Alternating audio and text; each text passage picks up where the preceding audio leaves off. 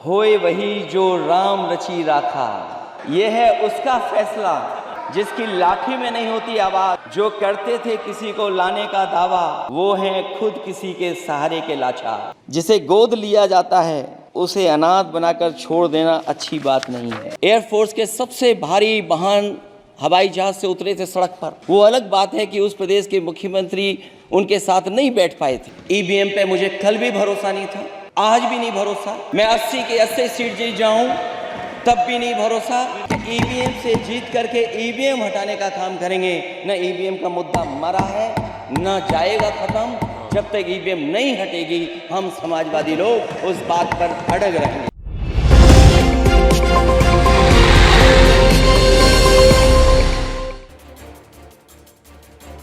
अखिलेश बोले बीजेपी की अयोध्या हार भगवान राम का फैसला।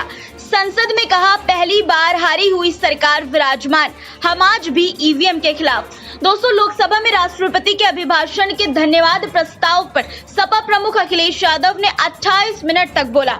उनका बयान यूपी पर केंद्रित रहा। सपा प्रमुख ने अयोध्या और पेपर लीक जैसे मुद्दों पर जमकर हमला बोला। उन्होंने कहा कि यूपी के साथ भेदभाव हुआ, जिसका खामियाजा जनता भुगत रही है। उत्तर प्रदेश अध्यक्ष महोदय वो प्रदेश है जिसने सरकार बीजेपी की बनवाई, एक बार नहीं 2 बार बनवाई। और उसी उत्तर प्रदेश के साथ कितना बड़ा भेदभाव, उत्तर प्रदेश के साथ बड़ा भेदभाव। मुझे याद है वो दिन जब प्रधानमंत्री जी एयरफोर्स के सबसे भारी वाहन हवाई जहाज से उतरे थे सड़क पर। वो अलग बात है कि उस प्रदेश के मुख्यमंत्री उनके साथ नहीं बैठ पाए थे, लेकिन वो एक्सप्रेसवे जो बना था और आज भी जो उत्तर प्रदेश में बन रहे हैं, वो उत्तर प्रदेश के बजट से बन रहे हैं। लेकिन दिल्ली की तरफ से कोई एक्सप्रेसवे अभी नहीं दिया गया है। न केवल इंफ्रास्ट्रक्चर में भेदभाव हुआ है, बल्कि हमें याद है कि प्रधानमंत्री जी ने बड़े पैमाने पे गांव गोद लिए थे। और सोचिए, अगर देश के प्रधान सांसद अगर किसी गांव को गोद ले लें और उस गांव की तस्वीर न बदले, तो शायद मैं नहीं समझता हूं कि किसी गांव की तस्वीर 10 साल में बदली होगी। मुझे वो गांव जिसको उन्होंने गोद लिया, जो प्रधानमंत्री जी की आदर्श योजना थी उसके तहत जो गोद लिया गया था गांव, वो 5 वर्ष पहले खूब शोर हुआ था कि बनारस शहर की तरह डोमरी में चमचमाने लगेगा एक गांव। हकीकत में कुछ नहीं हुआ। उसकी दुर्दशा वैसी की वैसी है, जैसे था गांव वैसा ही का वैसा है। टूटी सड़कें, कच्ची पगडंडियां, उखड़े और टूटे हुए ईंट के खंजे, बदहाल हैंडपंप, पावरलूम और पंखे के जाली के कारखाने को आखिर कब तक रफ्तार मिलेगी जो उस गांव में काम होता था, लोग करते थे। खाली पड़े रसोई गैस के सिलेंडर, अंधाधुंध बिजली कटौती के बीच इस गांव के लोगों को हर सुबह मजदूरी की कभी ना खत्म होने वाली तलाश आखिर कब पूरी होगी। तो सोचिए, एक गांव की तस्वीर ये है। जो गांव कभी गोद लिया गया था, उस गांव की भी तस्वीर नहीं सुधर पाई है। जो भाजपा के स्मार्ट सिटी के झूठे सपने में गांव के लिए कोई जगह नहीं है। अपने गांव गोद लेने की जो बात कही थी, क्या वो भी जुमला था अध्यक्ष जी? पता नहीं जिस गांव को गोद लिया था उसका नाम भी किसी को याद है कि नहीं। मैं नाम पूछ करके किसी को शर्मिंदा नहीं करूंगा, क्योंकि अगर नाम याद है तो ये तो और भी बुरी बात है कि अपने नाम याद रखने के बावजूद भी कुछ नहीं किया। जिसे गोद लिया जाता है उसे अनाथ बनाकर छोड़ देना अच्छी बात नहीं है। उन्होंने कहा कि मैं देश के उन सभी मतदाताओं को धन्यवाद देना चाहता हूं जिन्होंने लोकतंत्र को एक तंत्र बनाने से रोका। 400 पार का नारा देने वालों का दरबार तो लगा है, लेकिन बेनूर है। देखिए उन्होंने क्या कहा संविधान पर। मैं समझदार जनता को फिर एक बार धन्यवाद दूंगा और मैं कुछ कहना चाहता हूं कि आवाम ने तोड़ दिया हुकूमत का गुरूर, दरबार तो लगा है पड़ा गमगीन में बेनूर है पर। अध्यक्ष महोदय, दरबार तो लगा है पर बड़ा गमगीन बेनूर है। और पहली बार ऐसा लग रहा है हारी हुई सरकार विराजमान है। जनता कह रही है चलने वाली नहीं सरकार। अध्यक्ष महोदय, जनता कह रही है चलने वाली नहीं, ये गिरने वाली सरकार है। और क्योंकि ऊपर से जुड़ा कोई तार नहीं, नीचे कोई आधार नहीं, अधर में जो है अटकी हुई वो तो कोई सरकार नहीं। दरअसल पूरा इंडिया समझ गया है कि इंडिया ही प्रो इंडिया है। इस चुनाव में इंडिया अलायंस की नैतिक जीत हुई है। ये पीडीए इंडिया की सकारात्मक राजनीति, पॉलिटिक्स जो पॉजिटिव है, पॉजिटिव पॉलिटिक्स की जीत हुई है। ये इंडिया पीडीए की सोशल जस्टिस मुहिम की विक्ट्री है। 2024 का परिणाम हम इंडिया वालों के लिए जिम्मेदारी से भरा पैगाम भी है। और अगर हम यूं कहें अध्यक्ष महोदय कि 15 अगस्त 1947 अगर उपनिवेशिक राजनीति से आज़ादी का दिन था, तो 4 जून 2024 देश के लिए सांप्रदायिक राजनीति से आज़ादी का दिन रहा। ये सांप्रदायिक राजनीति के अंत और सामुदायिक राजनीति की शुरुआत है। जहां सांप्रदायिक राजनीति का अंत हुआ है, वहीं सामुदायिक राजनीति की शुरुआत हुई है।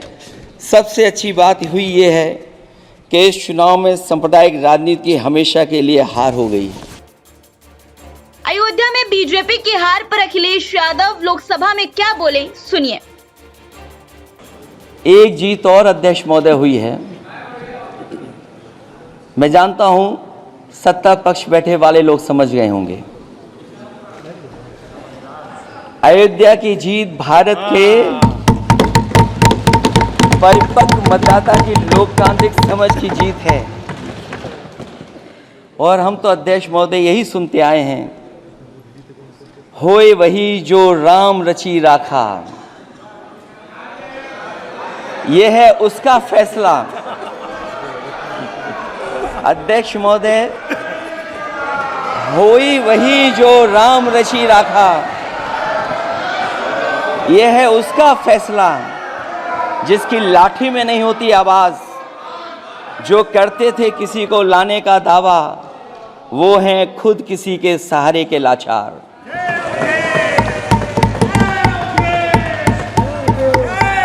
अध्यक्ष महोदय, मैं फिर कह देना चाहता हूं, होए वही जो राम रची राखा, यह है उसका फैसला, जिसकी लाठी में नहीं होती आवाज, जो करते थे किसी को लाने का दावा, वो हैं खुद किसी के सहारे के लाचार। हम अयोध्या से लाए हैं उनके प्रेम का पैगाम। हम अयोध्या से लाए हैं उनके प्रेम का पैगाम, जो सच्चे मन से करते हैं सबका कल्याण। सदियों में जन जन गाता है जिनके गान, अभय दान देती जिनकी मंद मंद मुस्कान, मानवता के लिए उठता जिनका तीर कमान। अध्यक्ष महोदय, जो असत्य पर सत्य की जीत का है नाम, उफनती नदी पर जो बांधे मर्यादा के बांध, वो है अवध के राजा पुरुषोत्तम प्रभु राम। हम अयोध्या से लाए हैं उनके प्रेम का पैगाम। हजूरे आला आज तक खामोश बैठे हैं इसी गम में, हजूरे आला आज तक खामोश बैठे हैं इसी गम में, महफिल लूट ले गया कोई जबकि सजाई हमने। यूपी में विकास का ढिंढोरा पीटने वाले विनाश की जिम्मेदारी कब लेंगे, ये सवाल पूछते हुए अखिलेश यादव ने क्या कहा, सुनिए। जहां विकास के नाम पर खरबों रुपए की लूट का राज खोलते भ्रष्टाचार के गड्ढे प्रदेश का नाम खराब कर रहे हैं, वहीं पहली बारिश में ही टपकती हुई छत और गिर चुकी स्टेशन की दीवार बेईमानी की निशानी बन गई है।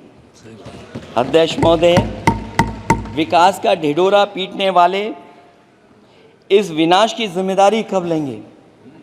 और रही सच्चे विकास की बात, तो हमने जो सड़क बनाई उस पर हवाई जहाज उतरे थे और उत्तर प्रदेश की मुख्य नगरी में सड़कों पर नाव उतरी हैं, और अभी बारिश और हो जाएगी तो नाव से भी चलना पड़ेगा। यही स्मार्ट सिटी के जुमले का भी हाल है। न तो जाम से छुटकारा मिला, न बुनियादी सुविधाओं से कोई निजात मिली, न कोई बुनियादी सुविधाएं मिल पाई हैं। मुझे याद है अध्यक्ष महोदय, देश के प्रधान सांसद जी ने अनाथ पशुओं के बारे में बहुत कुछ कहा था। अनाथ पशुओं की समस्या से छुटकारा दिलवाने के लिए कब वादा किया हुआ, लेकिन कई चुनाव बीत गए हैं, अभी तक गन्ने का भुगतान 2 हफ्ते का वचन जो दिया था, कहां दिया था? अब तो वचन देने वाले को भी याद नहीं है। हर बात को जुमला बना देने वाले लोगों के ऊपर से जनता का भरोसा उठ गया है। इसीलिए बहुमत की सरकार नहीं है, ये सहयोग से चलने वाली सरकार है। डबल इंजन के नाम पर उत्तर प्रदेश को टकराहट के सिवा कुछ हासिल नहीं हुआ है।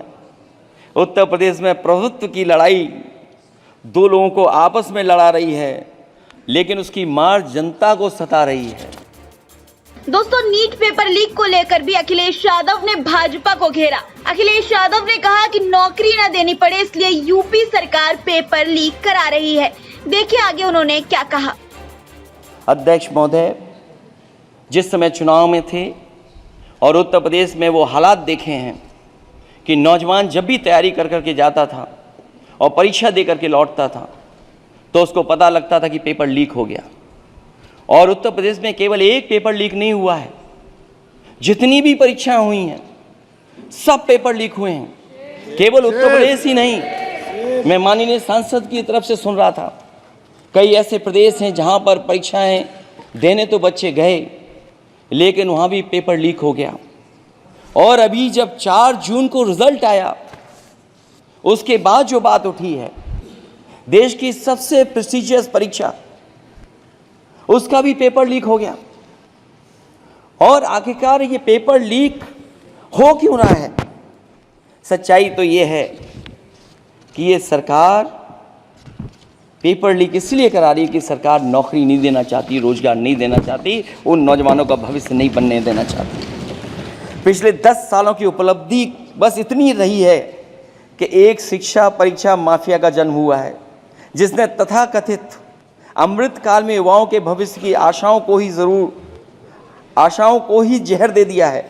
जो सरकार उम्मीद को मार दे, वह न तो वर्तमान को सुधार सकती है, न भविष्य को संभाल सकती है। सरकार आशा का प्रतीक होनी चाहिए, निराशा का नहीं। प्रधानमंत्री नरेंद्र मोदी के संसदीय क्षेत्र को लेकर उन्होंने कहा कि बनारसी चाह रहे हैं कोई उनका भी दर्द सुने। आगे उन्होंने क्या कहा, सुनिए। अगर उत्तर प्रदेश की बात न हो, क्योंकि अध्यक्ष महोदय सबसे बड़ा प्रदेश जहाँ है, उसने हर बार दूसरे दल को समर्थन देकर के सरकार बनाई। मैं उन्हीं लोगों से कहना चाहता हूँ कि लोग क्यूटो की फोटो लेकर बनारस की गलियों से लेकर के गंगा जी तक ढूंढ रहे हैं। उनको लगता है जिस दिन माँ गंगा साफ हो जाएंगी, शायद उस दिन कहीं क्यूटो उसकी गोद में कहीं मिल जाएगा। बनारसी लोग चाहते हैं कि कोई गंगा जी के भी तल में उतरकर उसका दर्द भी जाने। उत्तर प्रदेश की जनता का बस यही आग्रह है कि जिस गंगा जल को हाथ में लेकर सच कहने की कसम खाई जाती है, कम से कम उस गंगा जल से तो झूठ ना बोला जाए। ईवीएम का मुद्दा उठाते हुए अखिलेश यादव बोले कि ईवीएम पर न कल भरोसा था न आज। 80 सीटें जीतने की बात करते हुए ईवीएम को लेकर क्या बोले अखिलेश यादव, सुनिए। अध्यक्ष महोदय, ईवीएम पे मुझे कल भी भरोसा नहीं था, आज भी नहीं भरोसा। मैं 80 के 80 सीट जीत जाऊं तब भी नहीं भरोसा। और मैंने अपने चुनाव में कहा था अध्यक्ष महोदय कि ईवीएम से जीत करके ईवीएम हटाने का काम करेंगे। न ईवीएम का मुद्दा मरा है न जाएगा खत्म। जब तक ईवीएम नहीं हटेगी हम समाजवादी लोग उस बात पर अड़ग रहेंगे। अर्थव्यवस्था पर सरकार को घेरते हुए अखिलेश यादव ने कहा कि सरकार बताए प्रति व्यक्ति आय कितनी हुई। देखिए आगे उन्होंने क्या कहा। कहने को सरकार ये कहती है कि ये 5th लार्जेस्ट इकोनॉमी बन गई है और जीडीपी के मामले में 5th वर्ल्ड की इकोनॉमी बन गई है। लेकिन अध्यक्ष मोदी, ये सरकार क्यों छिपाती है कि अगर ये हमारी सबसे लार्जेस्ट इकोनॉमी, अगर हम 5वें नंबर पर हैं, तो हमारे देश की पर कैपिटा इनकम, प्रति व्यक्ति आय हमारे किस स्थान पर पहुंची है। और हम लोगों ने तो अध्यक्ष महोदय देखा है कि अगर दिल्ली की सरकार ने कहा होगा कि $5 ट्रिलियन की इकोनॉमी बनेगी, तो जहां से प्रधानमंत्री जी चुन करके आते हैं, वहाँ का प्रदेश के सरकार भी कह रहे कि हम $1 ट्रिलियन इकोनॉमी बना लेंगे। देश की इकोनॉमी कहाँ पहुँच गई, पर कैपिटा इनकम क्या है। लेकिन अगर उत्तर प्रदेश की इकोनॉमी को अगर $1 ट्रिलियन की इकोनॉमी बनना है तो कम से कम 35% की ग्रोथ चाहिए। मुझे नहीं लगता है कि 35% की ग्रोथ उत्तर प्रदेश पा पाएगा। हम हंगर इंडेक्स में कहाँ खड़े हैं, नीचे से कहाँ हैं। जो 5th लार्जेस्ट इकोनॉमी की बात कर रहे हैं वो इनइक्वालिटी के पैरामीटर पे कहाँ खड़े हैं, वो हैप्पीनेस इंडेक्स में कहाँ खड़े हैं। और जो लोग चुनाव को अपने तरीके से मोड़ते हैं, मैं उन्हें कहना चाहता हूं कि अध्यक्ष महोदय, इस चुनाव के परिणाम ने तोड़ने वाली राजनीति को तोड़ दिया है और जोड़ने वाली राजनीति की जीत हुई है। इस चुनाव में धन छल बल की नकारात्मक राजनीति की शिकस्त हुई है। ये चुनाव जो देश का हुआ, ये सकारात्मक राजनीति का नया दौर शुरू हुआ है। इस बार प्रो कॉन्स्टिट्यूशन वालों की जीत हुई है। हम मानते हैं संविधान ही संजीवनी है, उसी की जीत हुई है। ये संविधान मंथन में संविधान रक्षकों की जीत हुई है। अब ऊपर से नीचे की राजनीति का अंत हो गया है। अब नीचे से जो समाज की जो आवाज़ उठेगी वही राजनीति का आधार बनेगी। मैं कहना चाहता हूं कि देश किसी की व्यक्तिगत महत्वाकांक्षा से नहीं, जन आकांक्षा से चलेगा। मतलब अब मनमर्जी नहीं, जनमर्जी चलेगी। इस चुनाव का बड़ा पैगाम यही है। दोस्तों, अखिलेश यादव के इस भाषण पर आपकी क्या राय है, कमेंट में जरूर बताइएगा। और आप इससे कितने सहमत हैं ये भी कमेंट में जरूर लिखिएगा। और चैनल को सब्सक्राइब करना मत भूलिएगा।